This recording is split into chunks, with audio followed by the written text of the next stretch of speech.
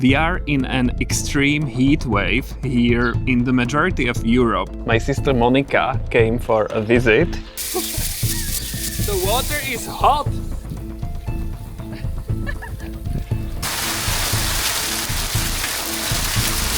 They are broken, the stems are broken because they are quite delicate.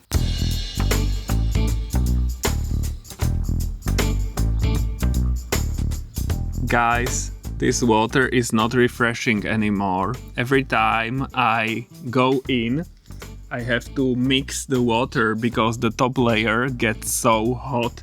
It's hotter than in a bathtub when you take a bath at home.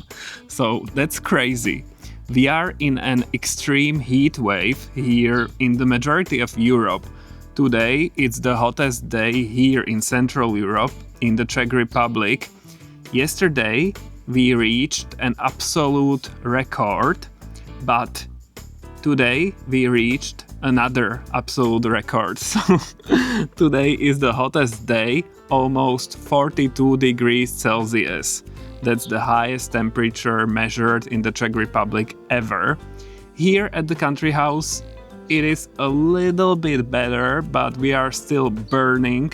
It's like, wow, crazy. And yeah, I just wanted to tell you that, and we can take a look at everything that's been going on around here.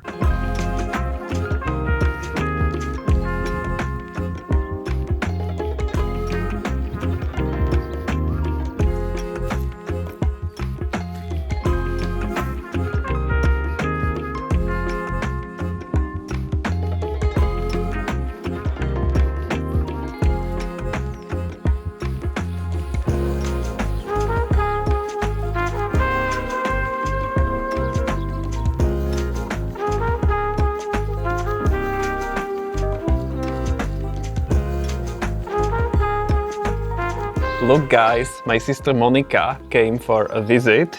We are not filming much because it's so hot and there is not enough energy, but I just wanted to show you our lunch. I baked this savory pastry. I was already showing you the recipe, I don't know, 2 years ago. I was calling it a focaccia, but someone from Italy was commenting that this is not a focaccia, and it is not. It is just something similar. It's from whole grain flour. So now I am being careful and just calling it a savory unknown pastry. And there are herbs from our garden and garlic. Tomatoes are not from our garden because it's not tomato season yet, but they are yummy, and also olive oil and stuff. And Monika approves, so that's great.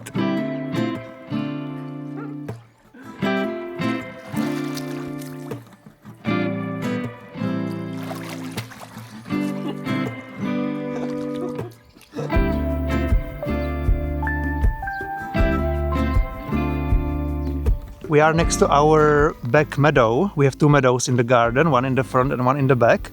And this one is different than the one in the front. It has different flowers. The one in the front has mainly ox-eye daisies, and they started spreading, so they are also here, just a few of them. But this meadow is special to us mainly because of these big pink or purple flowers called bellow. There are 3 patches. And these are not spreading much elsewhere, but they just stay here, so that's great.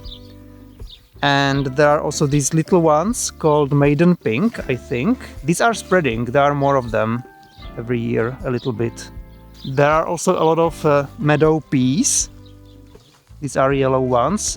In the front we have a different meadow pea, which is smaller and different color. And these yellow flowers are spreading from the middle, from elsewhere.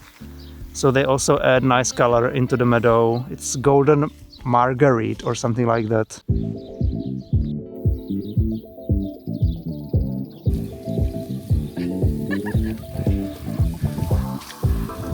It's getting hot in here. It is, that's true.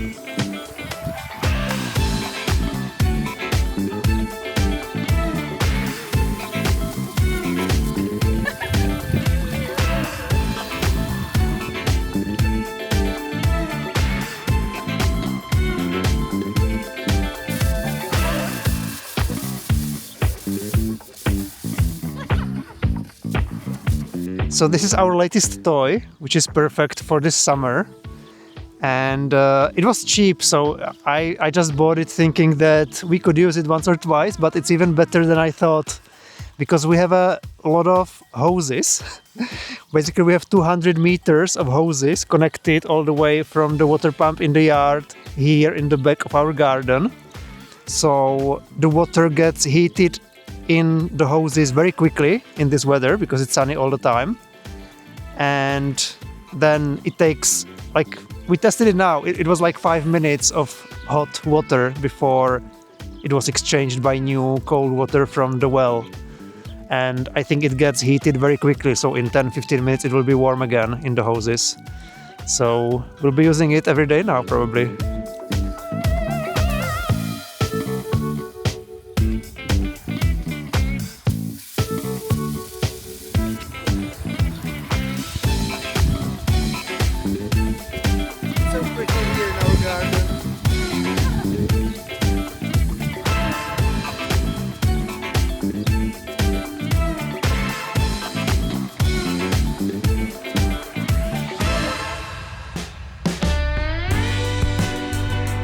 In the evening it was time to have something yummy, and since it was so hot, we of course had to stay outside.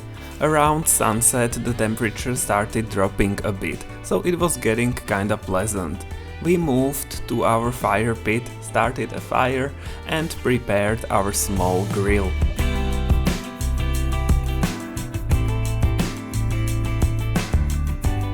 This is our tradition with Monika.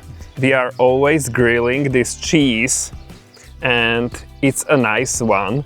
I always show this every year, but for those who are new here this year, look, come here, come closer, camera. When I disturb this and cut this, it flows because it was on the fire for 14 minutes, and it's delicious. Yummy, very, very yummy.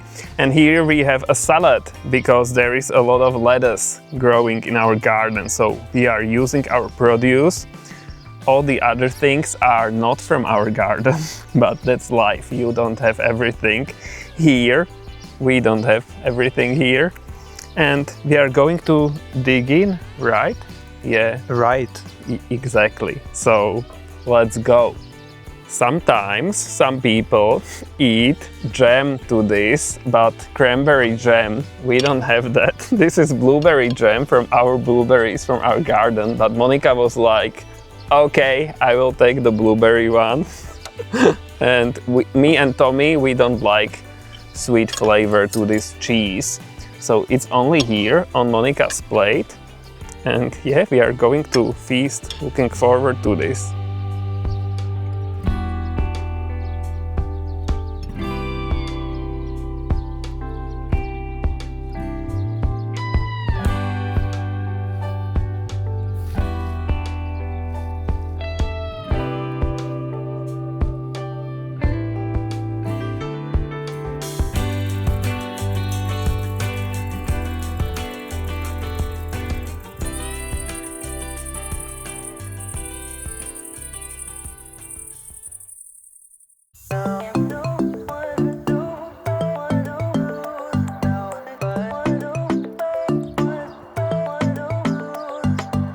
On the next day it was more of the same. It was impossible to do almost anything but lie down and relax.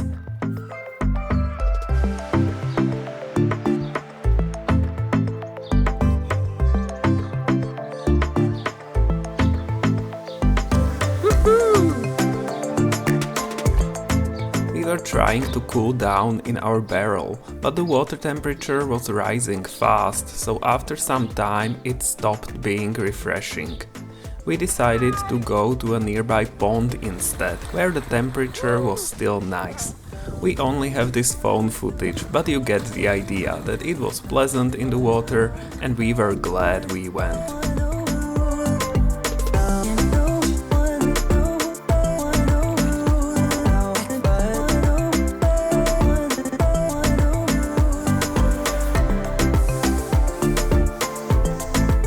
Then it was time for Monika to go home, so we said goodbye and that was it. And then on the next day it started hot again, but something was going to happen at the end of the day.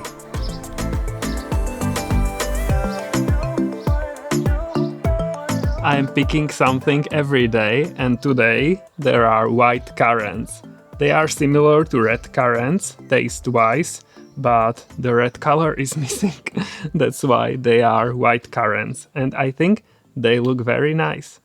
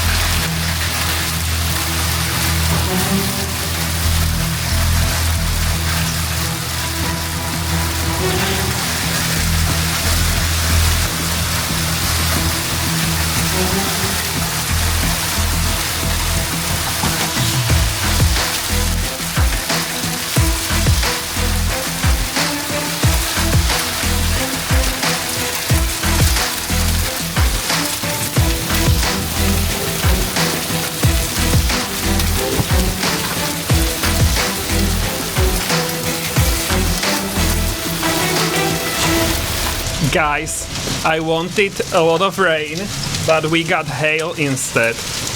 Also rain, but wow, this is totally crazy. So hopefully there isn't any big damage in the garden.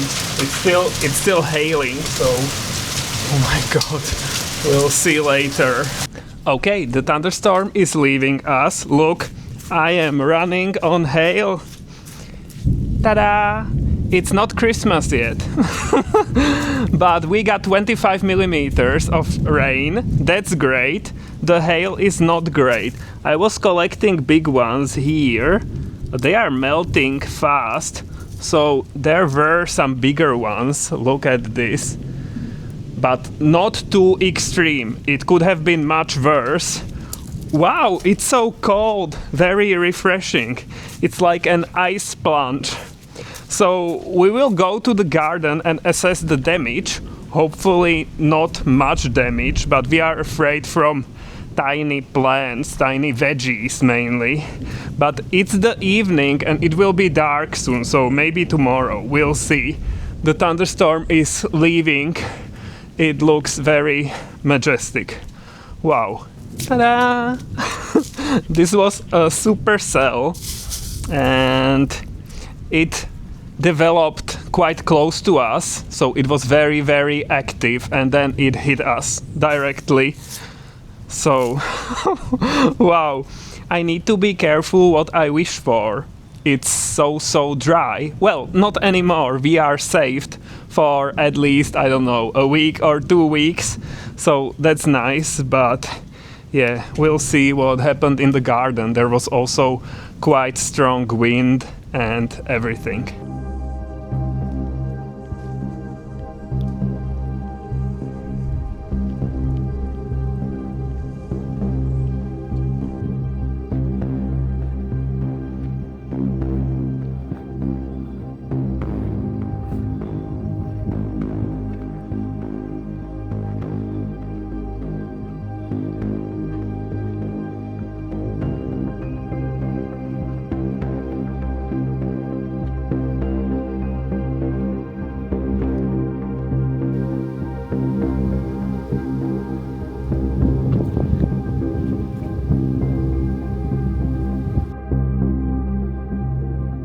Okay, so for me as a meteorologist this was fascinating. We were inside eating our dinner and I knew there were some thunderstorms forming, but quite far from us and they were not moving in our direction.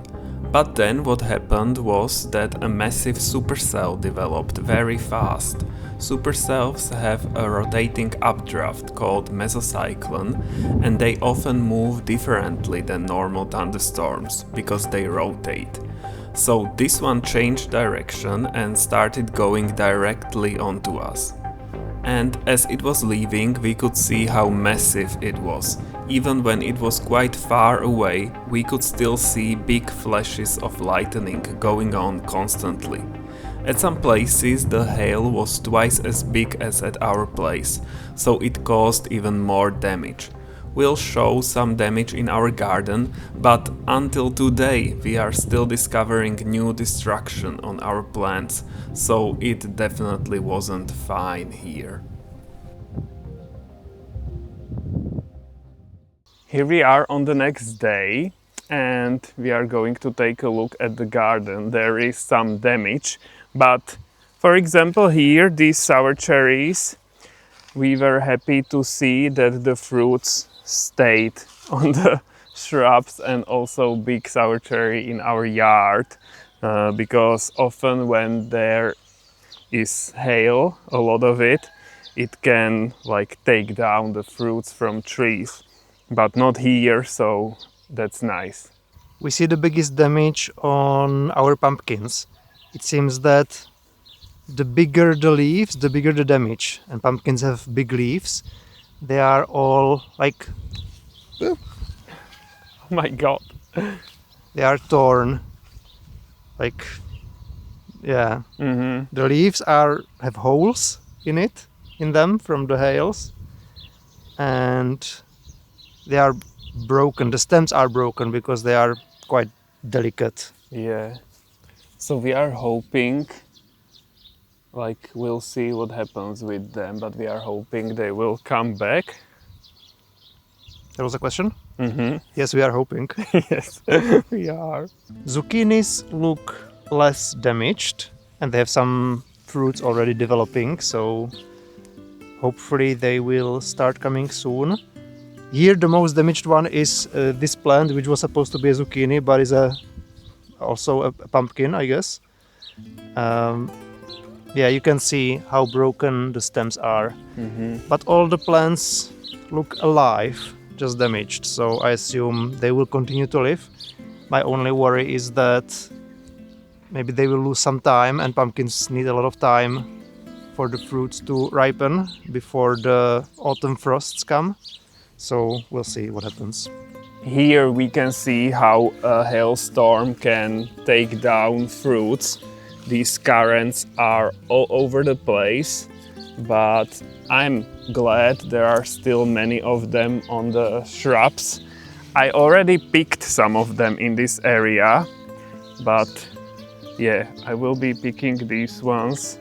And it looks quite like a catastrophe when you look down. The berries are everywhere, but they were also damaged by the drought.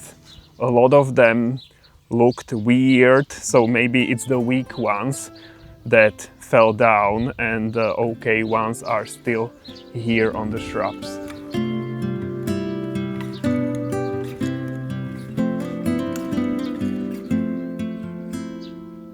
Tomatoes seem to be damaged as well. On some of the plants, the tops are basically chopped off, including flowers. Mm-hmm. So, again, the plants will survive. Maybe they will create like side stems, and I could keep one of them to become the new terminal stem. Mm-hmm. We'll see. We have a lot of them, and not all of them are damaged, so I think we'll still have tomatoes if nothing else happens this year. We'll see how many. We'll see. But we don't have experience with this when the tops are broken, right? Or I cut them myself, like in the middle of summer, just because the season is coming to an end, so you don't need the plants to keep growing and create new flowers and fruits when you know they will not have time to ripen.